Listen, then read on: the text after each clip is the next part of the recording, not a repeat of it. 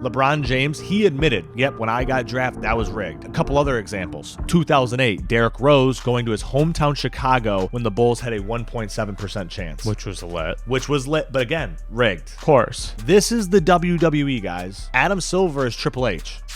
Welcome to the Real OShow. I'm Zachary. Joining me, as always, my partner in crime, my brother Joshua. And on today's episode, we talk the NBA draft being rigged, and did Michael Jordan actually win a Defensive Player of the Year? Enjoy. They want money more than they want fame shit. I swear we go so hard, we on A-list. I see my niggas prevailing. We going hard for the hand. We gonna stack till we jaded. This is a great interview.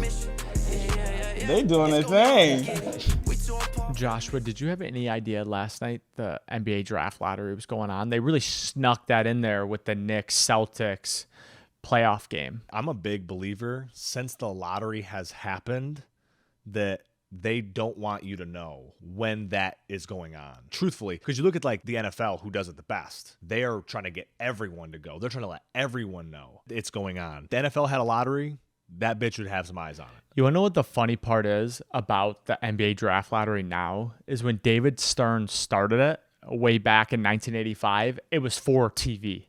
It was to create more fun and get people to watch it on TV. And I know different day and age when it was like you had like 2-3 channels. Yeah, there's a few reasons for it. And now they're obviously just sneaking it in right before the Celtics-Knicks game, which is obviously a massive game in the history. I didn't even know what was going on. Had no idea. And I will say this. I didn't even see a tweet about it. The NHL did the same thing. It's so bad. Does the NHL have a lottery? Yep, but it's rigged. That's as fuck. just so so listen, rigged. I want to go into this because I think when they add the lottery, when you said David Stern added it in 1985, that was what they pitched it as to stop teams from tanking. That was like the whole idea. Obviously, they were like, oh, it's good for TV. But to me, these are entertainment leagues. A lottery allows the front office to control everything. And, Adam Schefter had a very, very interesting tweet that I think I need to read for everyone. One NBA executive estimated that privately in recent weeks that a winning of the draft lottery would be a minimum of $500 million and maybe up to $1 billion for one lucky franchise. So basically what that means is this isn't just like you have 1%. No. What franchise is willing to pay to get to that spot? And in this case, that makes a lot of sense because, for example, the Washington Wizards had one of the highest probabilities to get the first pick overall. They're picking like 6th. Well, that's happened to the Pistons like 9 times. Exactly, but I think those poverty franchises aren't willing to spend $1 billion to get a guy. I'm not reading it as they have to spend that much money. I'm reading that as if you get Cooper Flag, it's $500 million or $1 billion positive towards your franchise. This is how I'm reading that tweet. Maybe you are, but I read that as this is like going to the highest bidder draft in a lottery. It very well could be like, hey, if I can give me $500 million and we'll give you the pick. Like, it could very well be that. I think it's that if you get Cooper Flag, the jerseys, the tickets, the TV, maybe. You're just global fandom. Cooper Flag is going to make a lot of people Dallas Mavericks fans and or Las Vegas Mavericks if that ever happens. Obviously, this was all in the works because we both know that LeBron James was on Pat McAfee earlier this year saying that it wasn't a coincidence that Cleveland got the first pick overall when he was up for draft in 2003. Just like Luka being traded out of the blue and then the Dallas Mavericks having a 1.7% chance of winning the lottery. They almost made the playoffs. They played in the playoff game. Yeah, they played in the play-in. Sorry, play-in game, not playoff game, which actually technically is a playoff That's game. What I'm saying. They literally played in the play-in playoff game, and then they were first overall pick. Yeah. Doesn't make sense. I understand things happen. Like, you can convince me that things happen, but too much, too often, things just go a little too well for the NBA. And I think, okay, so some people are like, okay, maybe this one was rigged. Maybe 03 with LeBron was rigged. But I'm pretty sure you said 85, right, was the first 1985 was the first year they did it when David Stern created it. Let me guess. I'm pretty sure that's the year where Patrick Earwig or whatever. Patrick Ewing got drafted by the Knicks. And it said that the envelope that David Stern picked was frozen and or bent. So he knew which one was the Knicks. And the Knicks were, it's hard to say they were a dying franchise, but they were like not a good franchise. And the NBA wasn't what the NBA is today. Like it's very well, it's easy. the biggest market. It's New York City. Very easy to lose sight of what leagues were back then because of how expensive and popular they are now. The NBA was like damn near going out of business in 1985. 100%. So they wanted the Georgetown kid, the New York kid. I think he's from like the Bronx. They wanted him in New York in the biggest market. But he was also the clear number one pick. He was a generational player. That's what I'm saying. But that's my whole point, right? Is that this was about making the biggest area in the NBA. Like if there is going to be a popular market, it was going to be in New York. You know what I'm saying? And if you see today, New York is a massive hub. But I want to just say, because I was saying earlier, Cooper Flag, we're saying it's rigged, right? We're saying it's rigged. It's unanimous across the internet. Everyone's saying it's rigged. LeBron James, he admitted, yep, when I got drafted, that was rigged. So a couple other examples. 2008, Derrick Rose going to his hometown Chicago when the Bulls had a 1.7% chance. Which was lit. But again, rigged. Yeah, 100%. Of course. 2011, the Cavaliers get the first pick right after LeBron James leaves for the Miami Heat. Yep. And that was that huge, big scandal. They got Kyrie. Everything happens. That was all planned. LeBron planned that shit with Adam Stern. He was like, hey, I'm going to go play in Miami. Let's get Cleveland back, and we're going to make a whole story. Like, this is the WWE, guys. Adam Silver is Triple H. Pretty much. I've always said that. I've actually said it more so about the NFL, but that makes complete sense with the NBA. This one, I think a little less, but 2012, Pelicans getting the first pick overall after Chris Paul leaves. Now, Chris Paul, huge player at the time, probably the best point guard in the NBA at the time, but nonetheless, first pick overall. 2014, the Cavaliers getting the first pick to give them the assets needed to bring Kevin Love to Cleveland. Again, I think that's just a LeBron finesse getting that. 2019, the Pelicans get the first pick after Anthony Davis demands a trade. That's when they got Zion. Yeah. So, again, big star leaves your team, need to fill that hole. Not that crazy. And then, obviously, 2025, Dallas Mavericks getting the first pick after trading Luka Doncic at the trade deadline, which was pretty random at the time. And even everyone is saying the assets they got in return, everyone's like, what the fuck? But if you were going to get Cooper Flag in the deal, you would be like, hey, that makes sense. The fact that anybody thinks the NBA draft even matters at all at this point, if you're a bad team, like they would never, ever, ever, and I mean ever, let Cooper Flag go to the Charlotte Hornets. They would have never let him go to the Washington Wizards. They didn't want him. Like, Dallas is a big market team. People can say what they want. Well, they're going Dallas to Vegas. Of course market. they are. They're not going to Vegas. 0% chance they're going to Vegas. But now they got all the assets. But this gives them leverage now. Got a nice, clean white boy to market behind. I mean, Luka was too, but Cooper's a nice little Maine boy. Well, American. He's American. Luka's not American. Exactly. But, I think it's different, right? You got Cooper Flag, who's 17 years old right now, works his bag off, great fitness, freak athlete. Luka, when he came in the league, like, go watch some rookie Luka highlights. He's dunking on people. If he, I love Luka, but he could shed 15, 20 pounds and still be a dog. You know what I'm saying? So I think we should keep the rig. Do you have any more things on this topic? I actually do. Honestly, if we want to stay on basketball, Tim Donaghy, who is a professional ref in the NBA who spent 15 months in prison for gambling on games. I feel like we've talked about this on the show before, but I always thought it was fascinating how when he came out and talked about how he gambled, he never was like, hey, I made sure this team won. I purposely made somebody foul out. I purposely gave someone technicals. Now, maybe. In the sense of rigging games. In the sense of, rigging games. Yeah. What he talked about, and this is my biggest thing with why I think regular season NBA basketball is so bad, is literally from what Tim said. So, what would happen is, I always give this example. Say the Lakers. Phil Jackson, hey, every time Kobe drives to the lane, he's getting fouled. You guys aren't fucking calling it. What the fuck? Star in the league. You should be calling that. Every morning before the game, the referees would have a meeting. Hey, this is what we need to look for. This person likes to foul. This person likes to arm guard. This person throws fucking elbows when you're not looking. They always have the keys of the game of what they're paying attention to. What Tim would go do is he would then be like, okay, Kobe, Phil's been sending film to the league office. We've been missing all these calls. We're going to definitely look for it. He'd be like, okay, Kobe's going to shoot 20 free throws tonight. The line is +4. Lakers are -4. I'm going to take Lakers -4 because Kobe's going to shoot 20 free throws. He shoots 90%. He's going to go 18 for 20. Like, that's the spread. They're going to win by 10. Right. And that's what he would do. And obviously that got found out. I don't know how long. I didn't research how long, like how many seasons he was doing that for. Obviously, things get back to you, but you know. I mean, honestly, it probably would have been longer if it was today's day and age where you could like have someone else throwing in the game, like the picks for you. Because here's my thing, like at that time when he was gambling, that was all bookies. So it's like when you have a known NBA ref as a like. Your bookie could really control your fate. But you could, I feel like back in the day, you could go through a couple people and get to the bookie and be just fine. I feel like now just everything is tapped. But to me, it's just more, you have, the more people you tell that you're gambling, the worse off it is.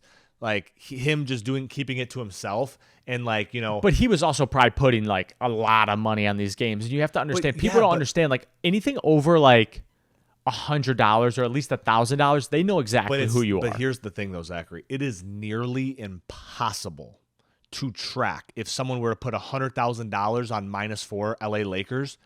That would not be flagged that high because they'd be like, "Oh, that's not that crazy." There's a ton of whales that bet LA King. I'm telling you, Zachary, I work for gambling companies. What catch people on is the prop bets. That's how they catch people is prop bets and geolocation. Well, Tim Donaghy was not doing any prop bets. Exactly, but he was still moving wrong. Like he still was doing some shit that was bad. I promise you right now, if someone's dropping $100,000 bet on the game, that is immediately being flagged. Yep. Okay. In this day and age. In the day and age where people are putting $2 on a game. But it doesn't matter though. If you get flagged, there's not like, what are they gonna do? It's different when that one guy was on the Toronto and he's fucking flagging. Hey, this guy who never plays, I'm putting $100,000 on him to have minus points. He goes out there and rolls his ankle and he's out. That is a red flag. But -4 on the LA Lakers is not that crazy. Like you have to get a whole team to now participate with you. It's a lot harder to fudge. I'm telling you, the prop bets are how these gambling companies catch these dudes. It's all prop bets. I fully believe if someone puts $100,000 on anything in the gambling space, it is flagged. They know exactly who you are. If you have a relationship with somebody that's on the team or in the league, whatever, it is 100% getting flagged. In the state of New York, on a not a Super Bowl, on an NFL Sunday, the book is taking home like $50 million. And a lot of that money is coming from 20% of the players. So you have to understand that, yes, on a big team, like now, if you're betting the Indiana Hoosiers $100K, that is 100% getting flagged. But I'm saying the Lakers are probably getting millions and millions and millions of dollars bet on them on every game, plus or minus. Like I look on DraftKings all the time. You can see how much money is being gambled. And for someone to put 100,000, yeah, it's going to a different category, but they're not like going background check if this lands. They're like, you know what I mean? The worst thing they're doing is just kick you off the app. They're like, this guy's too good at gambling. We're just going to move him off the app. I think they're definitely doing a background check. Maybe, but like, it's all geolocation. Like you see these guys that are getting in trouble. It's because they're geolocating in the facilities or near the facilities, and they're like, "Oh, this guy's a fucking idiot." Which is like the worst rule in the NFL that you literally can't gamble on any sport in the facility. I mean, it's ridiculous. If I had these players, if I was an owner, I'd be like, don't be gambling near our shit. Joshua, do you know the story about the 1919 World Series that was rigged? Of course. But you know, like the inner workings of it? I mean, you kind of know roughly that I know, it was just like rigged. Shoelace Joe Jackson or something like that, or Shoelace something like that. I know what they did. I know why they did it. They weren't getting paid any money. They fucking mob was like, yo, dog, we gonna give you some money if you throw the game. And they're like, fuck it. And honestly, had they won the World Series, they would have been forgotten about.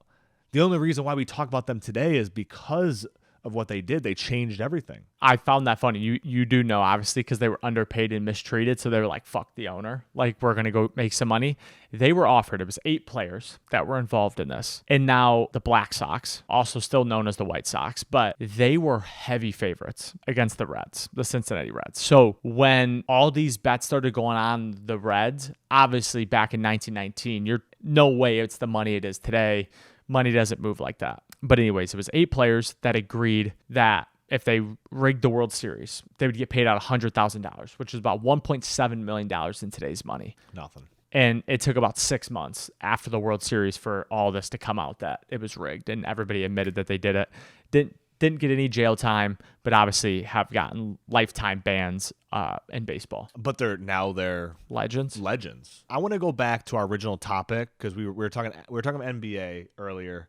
We were talking Cooper Flagg, and it got me thinking because this whole episode has basically been a tribute to rigged things, rigging games, rigging seasons, rigging the series, whatever.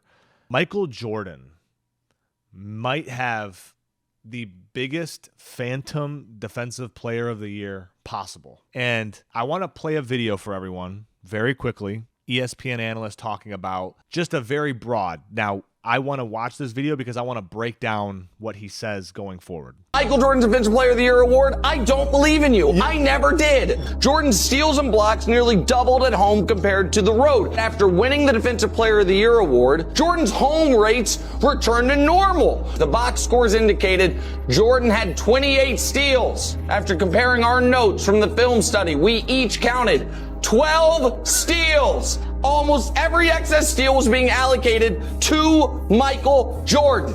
There was a game that says Michael Jordan's 10 steal game where the other team had 9 turnovers and the video of his 10 steal game shows 6 steals. So I'm not saying that everything Michael Jordan won was based on a lie, but this one was.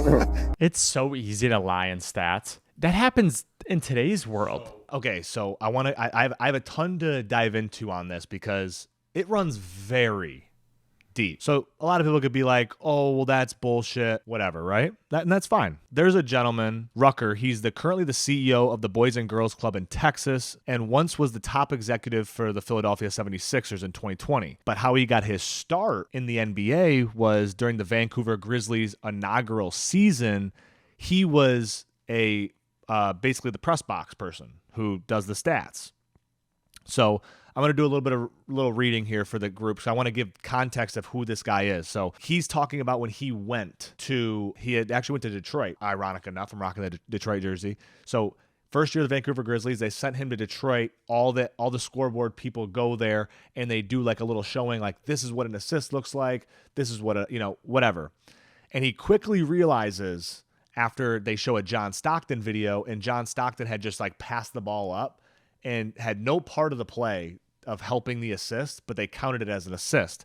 And so this is what he says. But when they reviewed a video clip of John Stockton getting an assist on Karl Malone's bucket and things got weird, there was no casual connection between the pass and the basket, Rucker told me. And the majority of the opinion by a mile was, oh, that's definitely an assist. So he's like, okay. According to Rucker, the scorekeepers told him in no uncertain terms that it was an assist because he was John Stockton.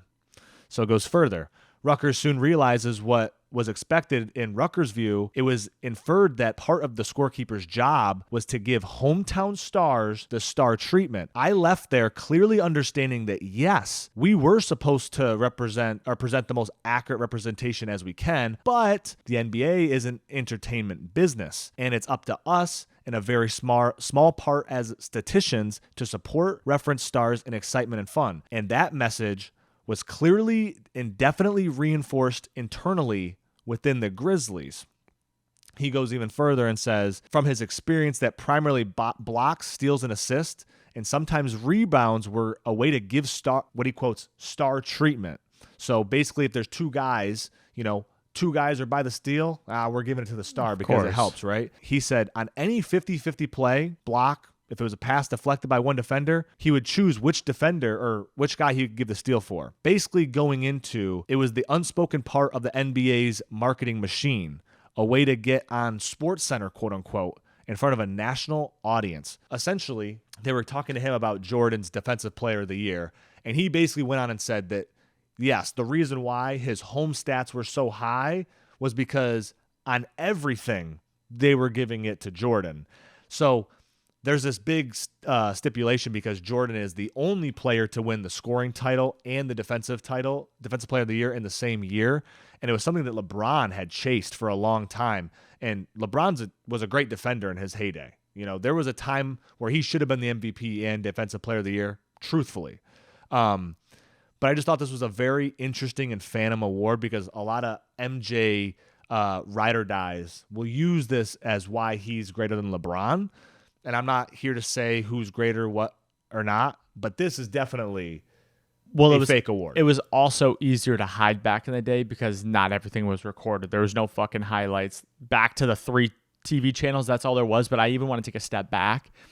When I was playing baseball in college and or like professionally, if you play an away game, oh my God, it would be the time where like someone missed a ball completely 100% in error, but the stats, the people in the press box don't want to give their home team errors.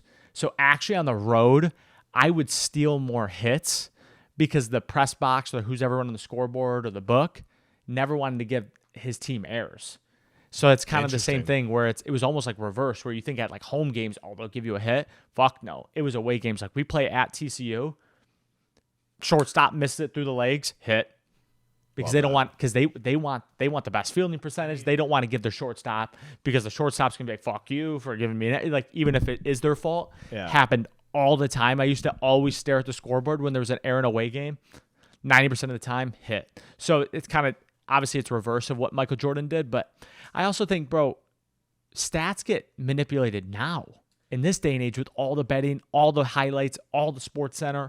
All the games are fucking, you can have NBA TV Pass and watch every game. You talk about it, and I think there was a time where like Russell Westbrook was like the triple, he was like the triple-double king.